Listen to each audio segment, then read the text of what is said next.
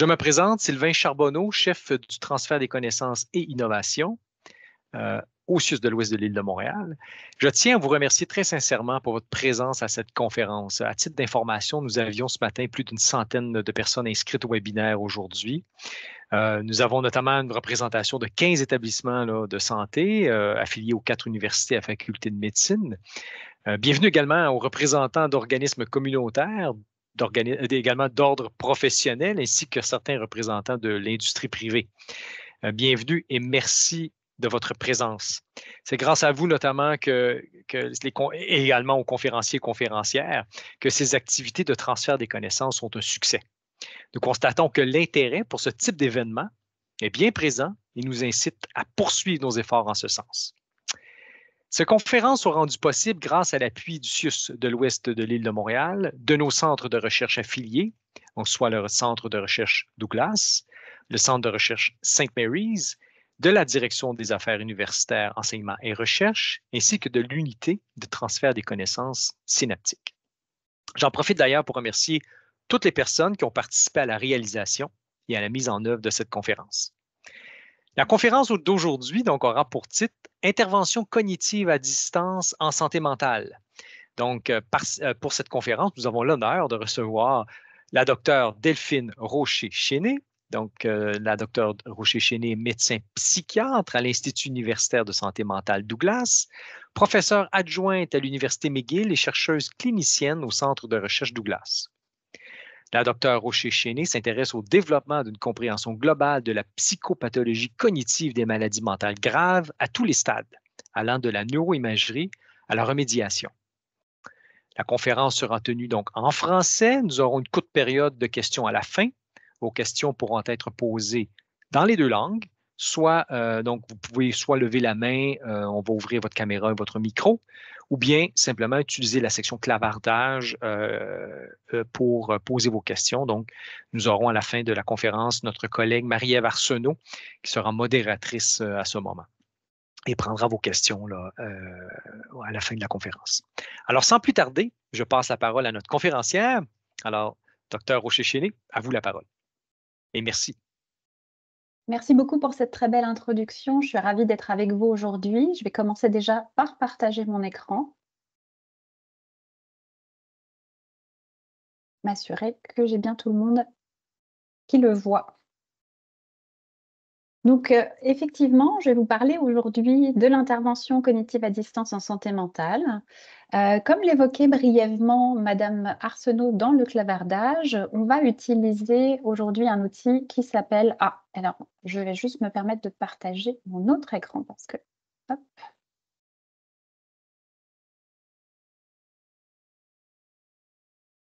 C'est bon. Donc, je vais vous proposer de participer pendant cette présentation. Et donc, je vous joins ici soit la possibilité de vous connecter sur Slido par slido.com et mettre le numéro qui correspond à la conférence d'aujourd'hui, ou de prendre en photo le QR code, parce qu'on parle aujourd'hui de technologie, donc on va commencer par essayer de l'utiliser. Ça va permettre de répondre à quelques questions qui vont être réparties le long de la présentation. Je vous laisse du coup quelques instants pour vous inscrire sur Slido et qu'on puisse commencer par cette première question qui va être: qu'est-ce qu'une pathologie mentale grave ou sévère? Donc, comme le disaient les collègues précédemment, je vais présenter en français. Vous noterez par contre que mes diapositives sont en anglais. Donc, n'hésitez pas à la fin pour apporter vos questions dans les deux langues. Donc, vous allez avoir donc la possibilité de vous connecter sur Slido. Là encore, vous avez le QR code à gauche ou le code pour vous connecter. Et puis, vos réponses vont apparaître progressivement à l'écran dans un nuage de mots. Il peut y avoir un tout petit délai le temps que tout ça se mette en place. Il faut bien sûr envoyer votre mot si on veut le recevoir. Parfait. Donc, on voit que quand on parle déjà de pathologie mentale sévère ou grave, on va avoir des diagnostics. Donc, on va avoir par exemple la schizophrénie qui va ressortir, le mot maladie. Donc, en fonction de la taille du mot, c'est le nombre de personnes qui l'ont mis. Le fonctionnement ressort également très fortement, donc l'impact sur le fonctionnement quotidien, dysfonctionnement dans le quotidien, donc on a diagnostic, gravement. On va avoir aussi des mots comme la dépression au niveau des diagnostics, le caractère potentiellement chronique de ces pathologies, le fonctionnement qui apparaît sous différentes formes, persistant, qui est aussi un mot qui va être important pour essayer de venir peut-être caractériser la durée de ces troubles. J'ai un oui, j'ai affect, notamment les activités, c'est quelque chose qui peut potentiellement empêcher l'isolement, la stigmatisation. Donc on va avoir, des mots avec des connotations potentiellement plutôt, négatives autour de du retentissement, la souffrance, le handicap. Donc on va avoir tous ces enjeux-là, qui vont apparaître. Je vous laisse encore un instant pour compléter un petit peu. On a à peu près une vingtaine de personnes qui ont apporté leurs réponses. Donc, on voit là les différents domaines qui se tracent. Donc, des diagnostics, l'impact, le retentissement fonctionnel, le retentissement qui va être à plusieurs niveaux dans le quotidien, mais aussi sur les préjugés, la stigmatisation. Donc, une dimension aussi au niveau de la société, le handicap.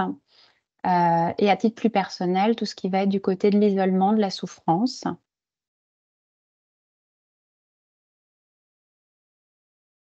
Parfait. Donc je vous remercie, on va s'arrêter là. Ça nous donne une idée un petit peu de où on en est, dans l'audience, vu qu'on est quand même assez nombreux aujourd'hui et à distance. Ça va être notre façon un peu de pouvoir communiquer, pendant le temps de la présentation. Donc effectivement, vous avez tout de suite un des premiers mots qui est apparu, c'était schizophrénie. Schizophrénie, donc c'est cette pathologie, que je pense la plupart d'entre vous connaissez bien, notamment ceux qui travaillent déjà en santé mentale, qui va être caractérisée par différents grands syndromes, l'ensemble de symptômes. Des symptômes positifs qui sont ceux, qui vont souvent être les plus bruyants et qui vont avoir un retentissement, fonctionnel très important aigu, notamment lors du premier épisode où on va avoir des éléments délirants, caractérisés, éventuellement des hallucinations acoustico-verbales, les troubles des perceptions qui vont nécessiter des prises en charge adéquates. Parfois, l'entrée dans la maladie, comme on le voit aussi sur ce graphique, ça peut être une entrée plus progressive avec des symptômes qu'on va qualifier de négatifs. Ces symptômes négatifs, en fait, ils viennent parler de la négation dans le sens où on vient comme perdre des compétences, des habiletés, comme par exemple la motivation. On va perdre la motivation à initier ou à maintenir des activités.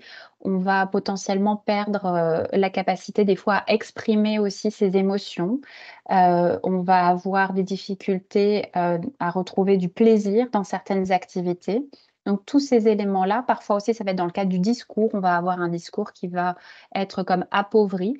Donc tous ces éléments négatifs peuvent s'installer aussi progressivement, comme on le voit là dès l'adolescence, et prendre place tout le long du déroulé de la pathologie. Une autre pathologie qui n'est pas forcément ressortie précédemment, mais qu'on va aussi évoquer aujourd'hui, c'est ce qui va être du côté du trouble bipolaire. Le trouble bipolaire, c'est un trouble de l'humeur qui est différent de la dépression dans le sens où on va avoir cette symptomatologie qu'on définit classiquement en miroir, où on va avoir des phases dépressives qui ne sont pas spécifiques de la pathologie et puis, à contrario, des phases hypomaniaques ou maniaques. Ces phases, en fait, on va les caractériser certes par l'humeur, mais aussi par le niveau d'énergie, d'activité, de projet. Et elles vont avoir, toutes les 2 ces phases, des effets, potentiellement là aussi délétères sur le fonctionnement quotidien, avec, des fois la nécessité, notamment quand on est en phase maniaque, d'avoir des temps d'hospitalisation, par exemple. Bien sûr, dans cette pathologie, comme dans la schizophrénie, on va avoir des phases de stabilité, au niveau, par exemple dans la schizophrénie avec, une réduction, voire une disparition de la symptomatologie positive. Dans le trouble bipolaire, un équilibre au niveau de l'humeur. Et donc, ces phases-là vont permettre aussi de pouvoir travailler le rétablissement et le retour à un fonctionnement quotidien. Donc ces deux grandes pathologies sont souvent assemblées pour parler de troubles de santé mentale sévères ou graves en français.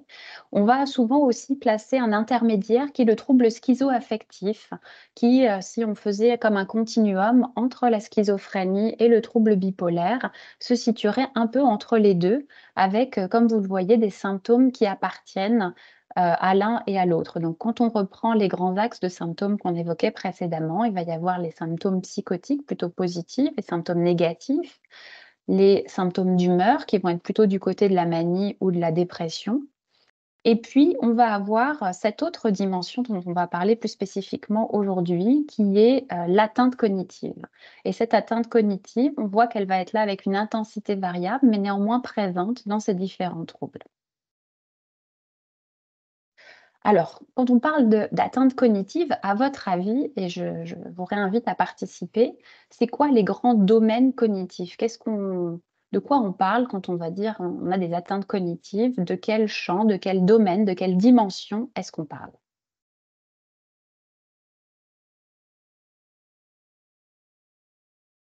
Première réponse qui serait le jugement, se rappeler, l'organisation, la mémoire, les fonctions exécutives.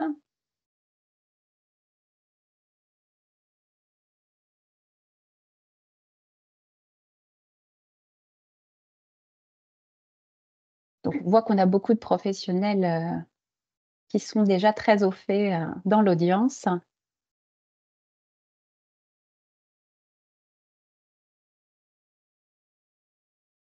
Donc, on a un domaine là qui ressort particulièrement, les fonctions exécutives.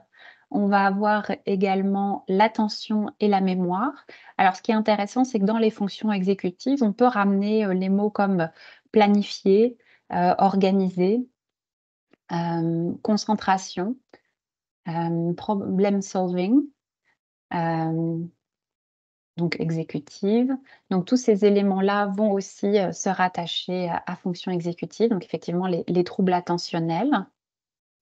La mémoire qui est effectivement un élément cognitif, assez central et qui est le premier d'ailleurs souvent auquel pense la population générale quand on va parler des domaines cognitifs avec l'attention. On va avoir aussi, tout ce qui va être du côté de la cognition sociale. Donc là, qui est, déjà un domaine un petit peu différent et on pourra peut-être éventuellement rattacher le jugement là-dedans, donc qui serait plus du côté du jugement moral éventuellement. Il va y avoir des fois, on recherche des tâches de jugement moral qui vont rentrer dans le grand champ de la cognition sociale. Donc c'est parfait, effectivement, on a là un beau panel de toutes les différentes possibilités quand on va parler de domaine cognitif. On a le langage aussi qui ressort, faiblement, mais qui est là et puis le retentissement finalement aussi des atteintes cognitives avec la communication, la perception de la réalité. J'imagine le trauma peut-être en lien avec la mémoire, tout ce qui va être visuospatial aussi au niveau des domaines cognitifs donc le retentissement, on va avoir par exemple peut-être d'autres pathologies comme là je voyais la phobie. Donc on a là effectivement beaucoup d'éléments. Je vous remercie, on va s'arrêter là pour cette question. Donc effectivement, ces grands, domaines cognitifs,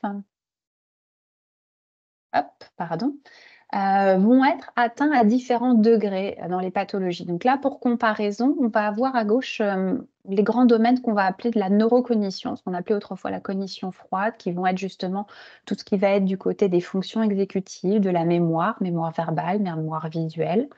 On va avoir tout ce qui est attention, mémoire de travail, les capacités aussi au niveau du langage et puis des choses qui vont être à un niveau, on va dire, plus, basique comme, le traitement visio-sensoriel, le traitement, la vitesse de traitement de l'information. Donc ce qu'on peut remarquer là, c'est que si on compare 3 grandes pathologies pour être la schizophrénie, la dépression, majeure et le trouble bipolaire, on va avoir dans les 3 des atteintes, mais avec des intensités différentes. Ce que vous voyez, avec, les couleurs, c'est que, la schizophrénie, va avoir, différents domaines qui vont être, atteints quasiment tous avec des niveaux plus, intenses, avec une plus grande sévérité, notamment au niveau des fonctions exécutives, et de la mémoire verbale. que pour la dépression, on va être sur quelque chose de plus léger avec des domaines qui vont rester aussi assez intacts. Et puis, on va avoir un intermédiaire avec le trouble bipolaire. Et puis, comme on l'a dit, comme il y a des phases de maladie aussi très différentes, on a là quelque chose qui est sur la maladie en elle-même, mais on peut aussi imaginer qu'en fonction de la phase de la maladie, on va avoir des atteintes plus ou moins importantes, avec quand même, là encore, des atteintes en mémoire verbale qui sont quand même sévères, et puis d'autres qui vont être plus modérées.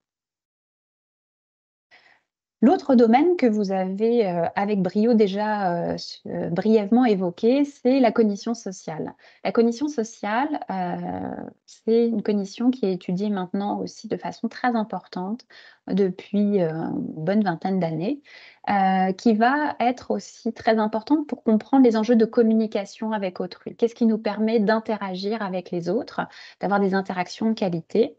Notre cognition sociale, va embarquer parce que ça va être tout ce qui va être notre capacité à comprendre les émotions faciales. Alors aujourd'hui, malheureusement, je ne vous vois pas, on est en visioconférence, mais c'est sûr que face à un auditoire, par exemple, si je vois que tout le monde a l'air de s'ennuyer sévèrement ou commence à bâiller, je vais pouvoir comme ajuster mon discours, peut-être être un peu plus dynamique, plus interactive. Donc on va pouvoir, grâce à nos capacités de compréhension des émotions faciales des autres, ajuster notre comportement et notre discours. Le niveau un petit peu au-dessus, c'est ce qui va être du côté de la théorie de l'esprit, c'est-à-dire la capacité à inférer des émotions ou des intentions, des pensées aux autres, des croyances également. Donc on va pouvoir comme essayer de comprendre ce que peut penser l'autre au travers de différents éléments de l'interaction. Donc toutes ces choses-là sont très importantes et quand elles sont altérées, elles peuvent conduire à des symptômes. On imagine assez aisément, par exemple, justement dans la schizophrénie, comment une mauvaise compréhension de l'émotion faciale, par exemple, une émotion simplement comme un collègue de travail qui serait un petit peu fermé ce matin parce qu'il n'a pas bien dormi, donc il est moins souriant peut-être que d'habitude, pourrait être interprété comme quelque chose d'hostile et qui pourrait après générer des pensées persécutives par rapport à ce même individu. Donc, on voit que la cognition sociale va être non seulement importante dans la communication directe, mais va aussi pouvoir avoir un impact sur le développement ou le maintien de certains symptômes. Comme c'est une science un petit peu plus récente, avec beaucoup de tâches d'évaluation très différentes, on n'a pas une aussi belle analyse que celle qu'on a en neurocognition. On a néanmoins cette publication très récente, d'il y a 1 ou 2 mois, qui essayait de reprendre les différents stades d'évolution du spectre de la schizophrénie et du trouble bipolaire et de voir si on avait des atteintes dans les traitements des émotions basiques, la mentalisation, c'est ce que j'appelais tout à l'heure la théorie de l'esprit, et puis d'autres domaines qui sont quand même un petit peu moins explorés dans ces pathologies, mais qui font partie aussi de la cognition sociale. Et ce qu'on voit là en bleu foncé, c'est vraiment qu'il y a des atteintes très caractérisées dans la schizophrénie, le trouble du spectre de la schizophrénie, donc qui va comprendre aussi le trouble schizoaffectif, et qu'il y a peut-être une évolution en fonction des stades, avec quelque chose de plus clair quand on est dans une période à risque, et qui va devenir plus intense quand on va être sur une pathologie constituée. On voit que là, pour le trouble bipolaire, c'est moins franc, moins clair, mais parce qu'il y a aussi beaucoup moins d'études dans le cadre de la bipolarité. Ce qui est important de comprendre aussi, c'est que souvent, quand on pense à la cognition, on pense vieillissement, on pense troubles neurodégénératifs. Et donc, dans les pathologies qu'on évoque aujourd'hui, il y a en fait vraiment 2 grandes étapes. Il y a tout un aspect qui va apparaître finalement très tôt et probablement avant même l'apparition des premiers symptômes cliniques, où on va avoir des facteurs de risque qui vont limiter en fait le développement des capacités cognitives. Et ça va être tout l'aspect plutôt neurodéveloppemental, c'est-à-dire avant même l'apparition des signes cliniques, il va y avoir potentiellement des atteintes cognitives chez les personnes qui vont présenter un trouble de santé mentale grave ou sévère et qui va créer cet écart qu'on voit déjà en vert assez tôt, avant même les premiers symptômes. Et puis après, il y a une phase, comme on dirait, de plateau qui va être finalement un écart qui va rester stable entre les personnes qui ne présentent pas de troubles et ceux qui en présentent. Et il va y avoir ensuite la phase plus neurodégénérative qu'on retrouve aussi dans la population générale. Donc, on voit bien en haut de la courbe verte, mais qui va apparaître là plus tôt Dans la population clinique, vous voyez que la petite courbure se passe un petit peu plus tôt, avec du coup un enclenchement de cette phase neurodégénérative qui va survenir plus précocement. Donc, ce qu'on voit à travers ce graphique-là, c'est que s'intéresser à la cognition dans les pathologies mentales sévères, ça va être important dès le début en fait de ces pathologies et tout au long, parce que c'est pas quelque chose qui va survenir tard dans le développement, mais au contraire très précocement. Donc, si on résume un petit peu cet aspect un peu général, introductif, c'est de dire, donc dans les pathologies mentales sévères, on va avoir plusieurs diagnostics. On va dire les chefs de file, ça va être la schizophrénie, les pathologies associées du côté de la psychose. Et puis, on va avoir le trouble bipolaire, plutôt la version type 1 avec des éléments de sévérité. Et puis, dans ces pathologies-là, il va y avoir des atteintes cognitives qui vont être de différentes intensités. Il va y avoir aussi une forme d'hétérogénéité dans la population. Tout le monde, parce qu'il a cette maladie, ne va pas avoir le même degré d'atteinte. Ça va dépendre aussi de plein d'autres éléments. Mais en tout cas, il va y avoir des atteintes qui vont potentiellement démarrer très tôt dans le développement de la pathologie et qui vont donc pouvoir être pris en charge aussi assez précocement. Donc, si on caractérise tout ça, qu'est-ce qu'on fait de ça? Qu'est-ce qu'on fait de cette information? C'est pour ça qu'existe la remédiation cognitive. Donc, la remédiation cognitive, c'est maintenant un traitement qui est reconnu, en tout cas dans la schizophrénie. Ça fait partie des traitements basés sur l'épreuve. Cette publication de 2020 qui reprend un peu les grandes caractéristiques et qui a été faite par notre collègue de l'Ontario, reprend un peu les éléments du groupe d'experts de 2010 qui dit c'est quoi finalement la remédiation cognitive, comment on peut la définir. Donc c'est une intervention d'entraînement comportemental qui va cibler les déficits cognitifs, donc les grands domaines dont on a parlé précédemment, l'attention, la mémoire, les fonctions exécutives, la cognition sociale. Un autre dont on n'a pas parlé, si on a le temps, on en parlera un petit peu, qui est la métacognition, et puis qui va utiliser les principes de l'apprentissage avec le but ultime d'améliorer le fonctionnement. Puis ça, c'est très important parce qu'en fait, l'efficacité, déjà, elle va être améliorée quand on va fournir un contexte, un cadre, formel ou informel, qui va donner du support et qui va donner l'opportunité, en fait, d'étendre cet apprentissage dans le fonctionnement quotidien. Puis c'est vraiment ça l'enjeu de la remédiation cognitive, c'est de non seulement venir améliorer ses fonctions, mais surtout que leur impact dans le quotidien soit vraiment diminué et qu'on puisse améliorer le quotidien des personnes. Alors, à votre avis, je vous réengage, quels sont les éléments clés de cette remédiation cognitive? Est-ce que c'est important que ça soit soutenu par un thérapeute? Est-ce que c'est important qu'il y ait surtout des exercices cognitifs? Le transfert au fonctionnement de la vie de tous les jours, du quotidien, le développement de stratégies de résolution de problèmes.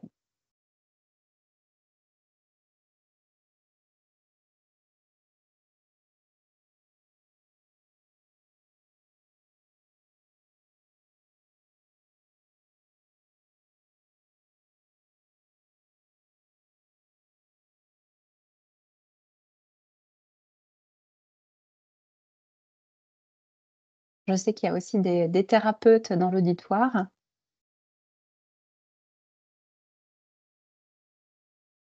qui appliquent déjà certainement tous ces éléments-là.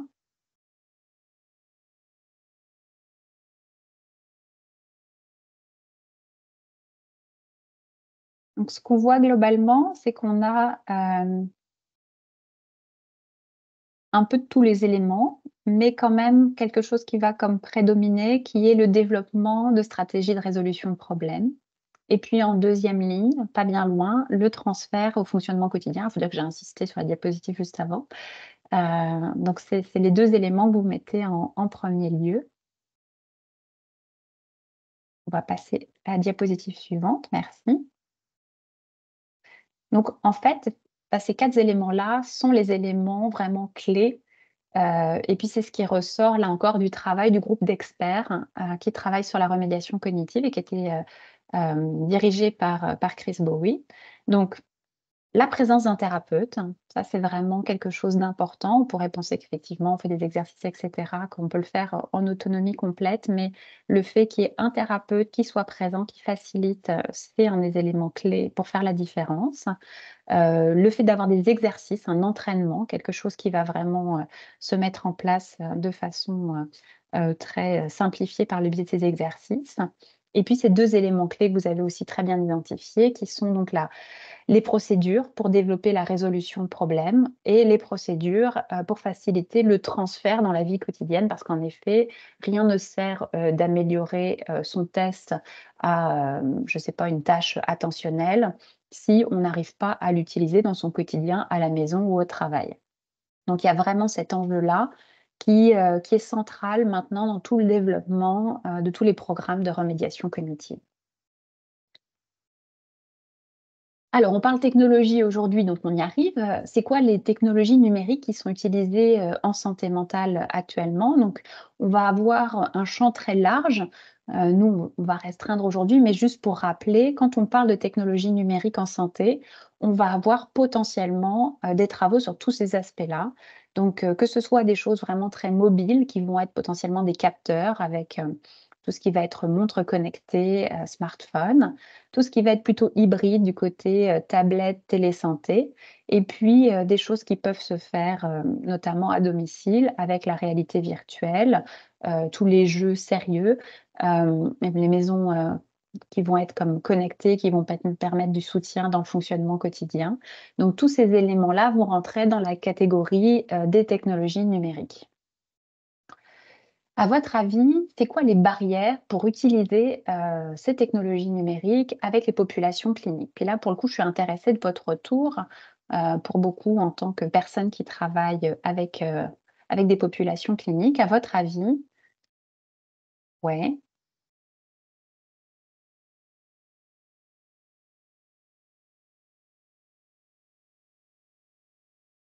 super intéressant. Donc l'aspect socio-économique, hein, que vous mettez là au 1er plan. La motivation aussi, tout ce qui va être la littératie numérique. Difficultés autour de l'alphabétisation, la compréhension, l'aisance d'utilisation, le simple aussi accès à internet, le coût, encore une fois aspect socio-économique.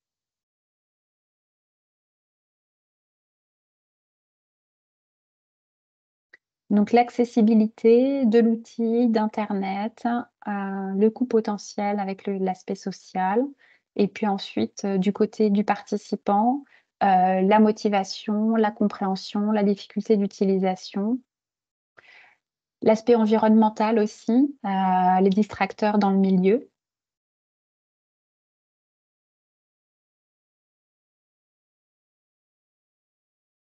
La peur, donc la crainte, d'utiliser un outil, qu'on maîtrise pas, avec peut-être, des craintes associées autour de la confidentialité, par exemple. La méfiance envers la technologie, par rapport aux croyances, en fait.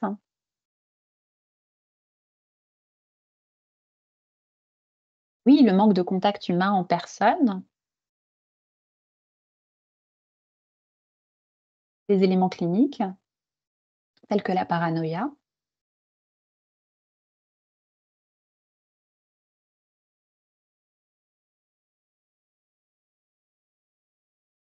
Donc effectivement, ça fait un beau tour, de tout ce qui peut être aussi, les éléments qu'il faut penser quand on va mettre en place ce type de projet. Ça, c'est vraiment très important de prendre en compte ces barrières potentielles avant, de développer, un projet de ce type. Parce que, il vient montrer donc là, les barrières pour les utilisateurs, mais aussi pour nous en tant que thérapeutes potentiellement. Alors, non pas sur, l'aspect socio-économique ou l'accès, mais sur nos propres croyances, en fait, par rapport à l'utilisation des technologies, numériques et nos propres appréhensions, notamment, je parlais tout à l'heure de l'enjeu de la confidentialité, quand même un enjeu très important, dans la relation thérapeutique et donc qui peut être questionné aussi, dans ces, utilisations d'outils numériques. Merci beaucoup pour ce retour, très complet que je vais garder, si vous en êtes d'accord, pour que je puisse aussi, avoir tous ces éléments-là en tête. Donc effectivement, l'inéquité de la santé digitale, ça c'est un élément que vous avez tout de suite mis en avant, puis qui est l'élément central, c'est-à-dire que de notre compréhension, c'est pas accessible à tout le monde. C'est pas accessible à tout le monde d'avoir, des outils numériques, c'est pas accessible à tout le monde d'avoir un accès internet, de qualité qui permette, de faire une visioconférence et donc quelle est la réalité de l'accès, pour les personnes qui vivent avec un trouble de santé mentale sévère? En fait, du coup, il y a plusieurs personnes qui se sont intéressées à ça et localement, le CI3P, qui est la clinique, qui est située au niveau du Douglas et qui, est constituée de psychologues qui accueillent des populations, issues soit, des premiers épisodes psychotiques avec, le PEP Douglas, soit à l'étape qui est, l'équipe de suivi des personnes présentant un trouble psychotique. En 2020, avant de lancer, un des premiers projets de recherche, avait cherché à savoir quel était l'accès aux technologies dont on aurait besoin pour monter ces interventions à distance et a trouvé avec surprise que c'était le cas pour 85% de la population reçue à la clinique. Donc, il y avait quand même une accessibilité minimale à la technologie qui était quand même déjà présente dans la population. Et puis après, il y a d'autres équipes, telles que Toronto, qui se sont, pendant la pandémie aussi intéressées à ces approches-là et qui ont réfléchi à comment on pouvait aussi rendre plus accessibles ces outils-là avec, le potentiel prêt de technologie. Technologie, connexion internet et de voir comment ça pouvait fonctionner et même avec des populations très précaires. Donc il y a vraiment tout cet enjeu qui doit être pris en compte en premier lieu, c'est-à-dire quelle est l'accessibilité pour nos populations déjà d'un point de vue socio-économique sur et la technologie et une connexion internet de qualité. La littérature, et puis c'est pas quelque chose que vous avez mis en avant, parfois on pouvait se représenter l'idée que ça marche bien pour des sujets jeunes, mais peut-être des gens plus âgés, ça marche moins bien. Finalement, aujourd'hui, par rapport à la population générale, ça fonctionne à tout âge. On peut utiliser des outils numériques aux différents âges. Après, il va y avoir peut-être le temps d'explication, de mise en place, qui va peut-être différer en fonction des populations, mais en tout cas, c'est quelque chose qui peut être proposé, pas seulement aux jeunes, mais aussi aux sujets, adultes, voire plus. Et puis enfin, le troisième point, c'est-à-dire, ce que vous mettiez aussi en avant, la question de la motivation. Les premières études qui ont été faites aussi pendant la pandémie ont montré alors, avec aussi les limites qu'on peut y trouver, c'est-à-dire que l'offre pendant la pandémie était aussi très restreinte sur les autres aspects, mais qu'il y avait une bonne capacité d'engagement, sur ce type d'intervention, qui était au moins égale, à d'autres interventions qui pouvaient être données en personne. Donc, il y a un intérêt, pour les personnes qui vivent avec un trouble de santé mentale sévère, d'utiliser les technologies numériques. Puis il peut y avoir plein de choses très différentes, qui peuvent être faites et qui vont venir compléter l'offre de soins, hein. Le but, c'est pas de se substituer à l'offre de soins en personne, mais de venir vraiment la compléter. Donc, que ce soit sur l'amélioration de la prise de médication, de la présence au rendez-vous, d'avoir la gestion des symptômes, notamment avec tout ce qui va être application plutôt téléphone, réduire les réhospitalisations, les rechutes. Tout ce qui va être soutien aussi dans la communauté avec, potentiellement des choses, un petit peu différentes de ce qu'on va présenter aujourd'hui, mais qui vont être comme Horizon, où il va y avoir éventuellement des possibilités d'échange avec modérateurs présents sur les différents sujets qui vont toucher les personnes, le public cible. Et puis bien sûr donc l'intervention à distance. Alors l'intervention à distance, pourquoi c'est pertinent de l'intégrer dans nos pratiques? Déjà, je crois aujourd'hui, il y a du monde qui vient d'un peu partout au Québec. On est dans un pays avec des distances géographiques importantes et donc on peut imaginer aussi que dès qu'on sort, d'une grande ville, d'un grand centre, ça peut être difficile d'accéder, aux mêmes interventions et aux mêmes soins. Donc il va y avoir déjà cet enjeu d'accessibilité au niveau des distances géographiques pour les participants, mais aussi pour les staffs, parce que si on est dans un petit centre, peut-être qu'on va être la seule personne qui va pouvoir donner des interventions et qu'on va peut-être pouvoir se regrouper avec quelqu'un du centre le plus proche, mais qui reste quand même à distance, pour pouvoir donner, par exemple, une intervention à distance. Donc ça va réduire aussi ces barrières qui vont être liées à l'effectif. On a vu pendant la pandémie, c'était une phase, aussi où il y avait un isolement qui était renforcé, mais on l'a dit aussi au début dans la santé mentale et dans les troubles de santé mentale sévère, tout cet enjeu d'isolement, il est aussi important et pouvoir accéder à des soins, ça va comme réduire parfois la distance sociale pour des gens qui sortent peu de leur domicile. Et c'est ce qu'on a vu pendant la pandémie avec le confinement. Ça permettait à des gens d'interagir dans des moments où il y avait parfois plus aucune interaction sociale. Et puis la réalité, c'est quand même qu'on utilise des outils numériques dans notre vie quotidienne. Et donc autant les utiliser aussi pour développer des soins. Alors, toutes ces interventions à distance, on va essayer de comprendre quelles sont leurs caractéristiques à chaque fois quand il va y avoir quelque chose. Puis ça va être quelque chose que vous pourrez garder en tête quand on vous représentera, par exemple, de nouvelles interventions. Est-ce que c'est quelque chose déjà de très ciblé sur une population clinique ou est-ce que c'est quelque chose de très général? Parce que si on regarde, il y a plein d'applications, il y a plein de choses qui sont proposées pour améliorer la santé cognitive, mais c'est beaucoup plus rarement le cas pour des populations cliniques. Est-ce que c'est quelque chose qui va être individuel ou en groupe? Quelles vont être les plateformes utilisées? Est-ce que c'est une application, un site web? Est-ce qu'on va avoir besoin d'une visioconférence? Et est-ce qu'il va y avoir un thérapeute? Parce qu'on l'a dit tout à l'heure, c'est quand même un des éléments clés de l'efficacité de la remédiation cognitive, c'est la présence au moins d'un thérapeute. Une synthèse des connaissances a été faite par un collègue de Toronto, Michael Best, en 2020, qui reprenait un petit peu qu'est-ce qui se passe aujourd'hui en remédiation cognitive à distance. Et il avait retrouvé seulement 11 études qui utilisaient des plateformes plus ou moins génériques, plus ou moins spécifiques. Donc on voit que là, il y en avait 3 qui utilisaient juste une plateforme d'entraînement pour la mémoire de travail. Certains combinaient un peu maison différents programmes d'entraînement, mais il y avait finalement assez peu d'offres de fait. Et puis 2020, la pandémie, mais aussi des projets qui étaient là depuis quelque temps. Donc soit des projets qui ont été vraiment développés d'emblée pour pouvoir être utilisés à distance, mais aussi des projets qui ont été adaptés pour pouvoir être utilisés à distance. Et puis si on réapplique les caractéristiques que je vous présentais précédemment, par exemple sur les grands les grands outils dont je parle ici, on va avoir ce qu'on va être, par exemple, BrainHQ ou Cogweb, qui vont être plutôt pour la population générale, en format individuel, où il ne va pas y avoir de thérapeute. Et puis après, quand on va être sur les populations cliniques, on voit qu'on va faire le choix plutôt d'avoir un thérapeute présent, que ce soit individuel ou en groupe, pour essayer d'aller un petit peu plus loin dans l'efficacité. Brièvement, donc ça, c'est des plateformes que vous pouvez retrouver en ligne, donc BrainHQ. Donc c'est toujours un petit peu le même système quand c'est des choses qui sont en ligne, c'est-à-dire que c'est de l'entraînement cognitif avec différents niveaux d'intensité et de difficulté. Donc il va y avoir des algorithmes qui vont permettre de venir définir le niveau de départ et puis d'aller après progressivement monter le niveau de difficulté. Donc ça, c'est BrainHQ. Cobweb, c'est un peu le même principe. Donc, c'est des outils qui sont assez généraux et qui vont aller cibler les différents domaines de cognition, mais qui ne vont pas être spécifiques à une population clinique. Circuit, c'est déjà quelque chose de très structuré qui a été monté par une équipe anglaise qui travaille depuis très longtemps dans la cognition, dans la schizophrénie, qui a une très belle expertise dans ce domaine et donc qui a développé tout un environnement pour pouvoir faire de la remédiation cognitive individuelle.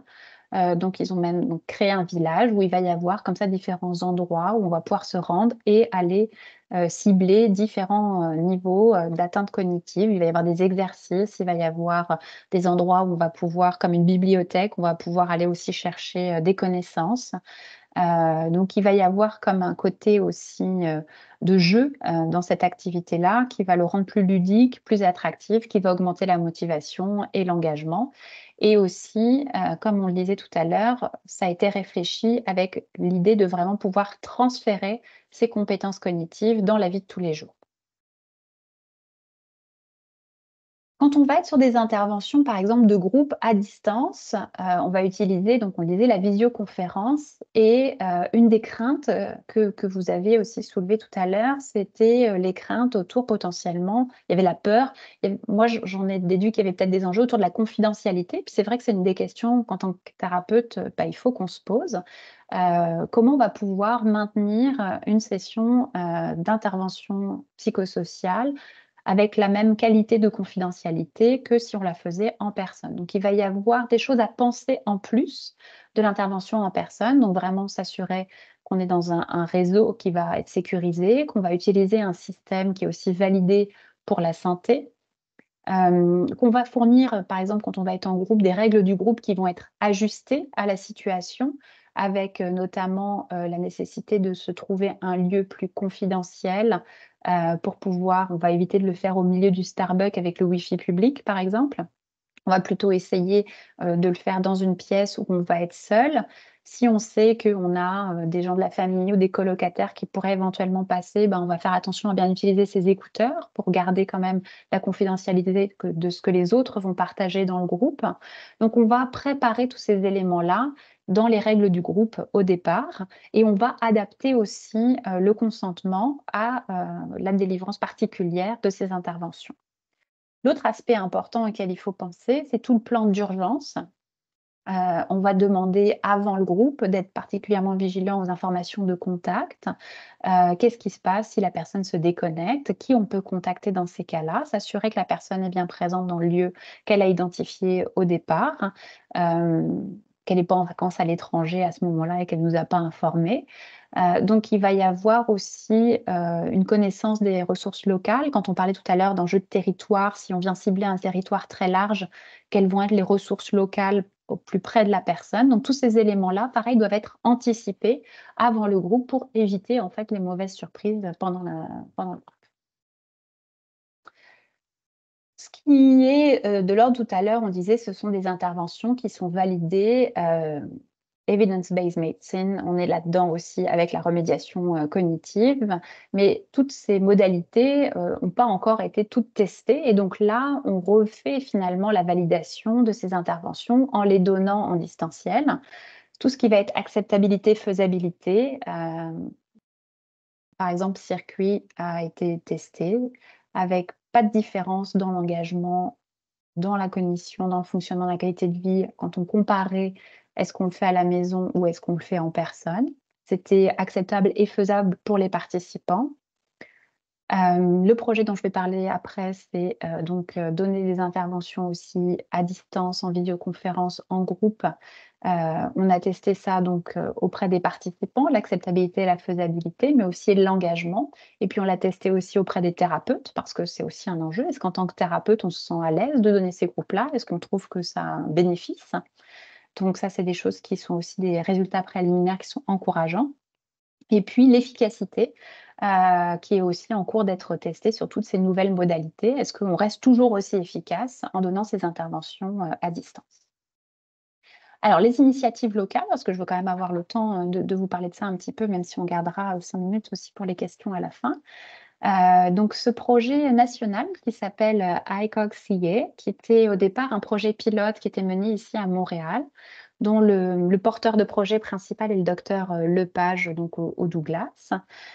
Donc projet qui maintenant porte sur 5 sites, Montréal, Ottawa, Toronto, Kingston et Vancouver, avec l'idée de faire un effort justement pour venir mettre en place de façon plus pérenne des interventions psychosociales qu'on sait efficaces et donc en utilisant le côté distanciel pour essayer de venir améliorer la santé mentale et notamment la santé cognitive dans la psychose et plus spécifiquement la schizophrénie.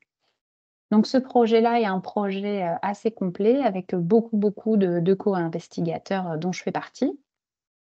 Bon, on va passer les éléments plus spécifiques parce que je voudrais vous parler un petit peu de ça. Ça, c'est quoi? C'est la plateforme qui va être utilisée pour les thérapeutes. En fait, l'idée, c'est que si on veut qu'il y ait des gens qui donnent ces programmes-là, bah, il faut que les gens soient formés pour le faire. Donc là, l'idée, c'est de développer 2 programmes différents, de pouvoir les donner à distance, mais surtout que des thérapeutes se sentent à l'aise de donner des programmes de remédiation cognitive à distance. Donc pour ça, on va avoir 3 modules qu'on a développés et qui vont être au sein d'une plateforme qui, pour l'instant, est dans un cadre de recherche qui s'appelle ICOG. Cette plateforme, elle va comprendre un premier module qui va être: c'est quoi la santé cognitive dans les pathologies mentales sévères, donc vraiment de l'apprentissage général sur la santé cognitive. Un deuxième module qui va être dédié à comment on utilise les technologies numériques en santé mentale, Et donc, comment on va pouvoir justement, mettre à profit l'utilisation d'une visioconférence? Comment, par exemple, en tant que cothérapeute, on va être vigilant à ce qui se passe dans l'auditoire pendant que le thérapeute principal va être en train de faire les exercices ou présenter quelque chose. Donc on va vraiment venir travailler les spécificités de ce type de pratique et le module numéro 3 qui va être sur des interventions plus spécifiques. Donc ce projet-là, qui est un gros projet financé, par, un IRST, en est donc à une phase, de recrutement. Donc on a déjà eu des premières cohortes qui ont été, inclus, à l'automne, hiver et puis là, il y a les nouveaux groupes qui sont en train de se mettre en place avec le printemps. Donc on va avoir, d'ici quelque temps déjà un petit peu plus, d'informations et puis on voit aussi la barre violette et tout ce qui va être aussi l'implémentation, comment on va réussir à maintenir ça après l'étude? Là, on propose, ce projet-là, mais qu'est-ce qui va faire qu'après, ça va être gardé par les thérapeutes, par les différents sites? Parce que, est-ce qu'il y a un bénéfice? Est-ce qu'il y a, un intérêt spécifique pour ces interventions? Dans le même temps, on fait un peu la même chose pour la clinique des troubles bipolaires ici au Douglas, où on va venir, utiliser aussi une de ces 2 interventions qu'on va proposer aussi, en distanciel. Donc au-delà de la population clinique qui présente, une schizophrénie, on va avoir aussi des personnes qui présentent un trouble bipolaire et auprès de qui on va aussi tester ces approches. Toujours le même processus, on va avoir un screening de la population, des évaluations initiales, l'intervention pendant plusieurs semaines et puis, une évaluation à la fin et puis pour l'étude nationale, il y a aussi un suivi à 3 mois. Alors ces interventions, puis c'est ça sur quoi je pense que je vais essayer de finir, c'est, donc le programme ABCR, qui est un programme qui a été monté par le docteur Bowie dont on parlait précédemment, donc qui s'appelle Action Based Cognitive Remediation. Donc c'est une intervention de groupe qui va aller cibler ces grands domaines cognitifs, avec donc 4 grands modules: la mémoire, la vitesse de traitement, l'attention, les fonctions exécutives et la cognition sociale. Et ça va être à chaque fois, des exercices qui vont se faire en ligne, mais accompagnés par un thérapeute dans le cadre du groupe et de la visioconférence, des discussions de groupe et surtout des exercices de transfert à la réalité, quotidienne et c'est ça qui va être vraiment l'élément fondamental et très, très important pour faire, que ces interventions vont être efficaces.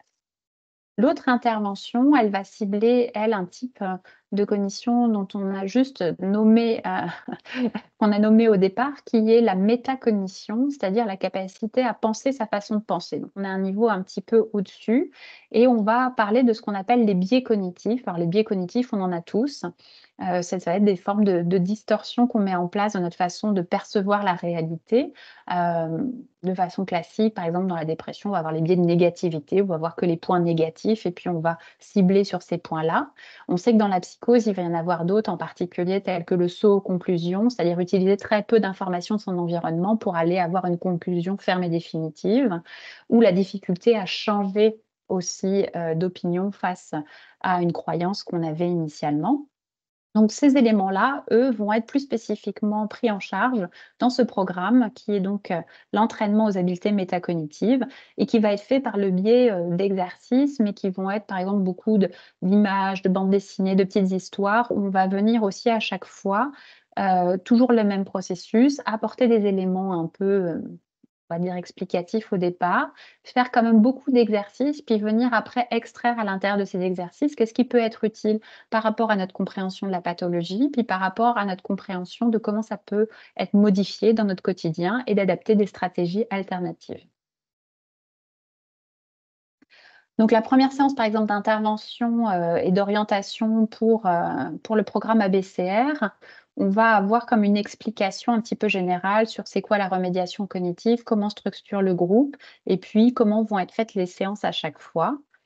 On va avoir des exercices en ligne qui vont être accompagnés et puis il va y avoir ensuite, qu'est-ce qu'on fait de ça? Comment on va utiliser ça pour après le transférer dans son quotidien?